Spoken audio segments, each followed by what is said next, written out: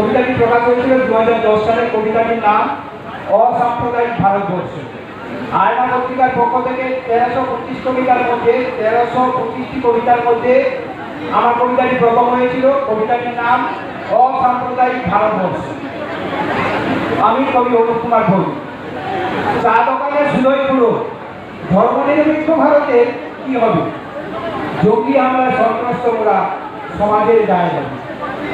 গুজরাট থেকে বেড়াও ঘটে সাম্প্রদায়িক হাঙ্গামা, চিন্তায় বসে মাথা চুলকায় ব্যঙ্গমিয়ার ব্যঙ্গমা। হিন্দু মুসলমান খ্রিস্টান জৈন বৌদ্ধ আর পার্সিয়া মিলেমিশে সব জাত, নাম তার ইন্ডিয়া।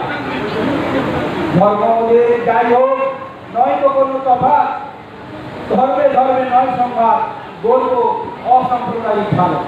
সৌরাইনের কবিতা, এটা আপনাদের নিবেদন করলাম। আর আমার একটি বই যেটা আজকে প্রকাশিত হয়েছে সেটি আপনারা জানেন, করোনা এক মহামারী, এক ডাক্তার এবং নার্সের কাহিনী এবং করোনার সমাপ্তিটা, সেই জন্য করোনাকে নিয়ে লেখা আমরা বই পড়বেন।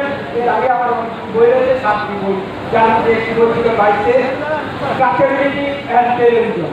এই বইগুলো আপনারা পড়তে পারেন বিভিন্ন পুস্তকে।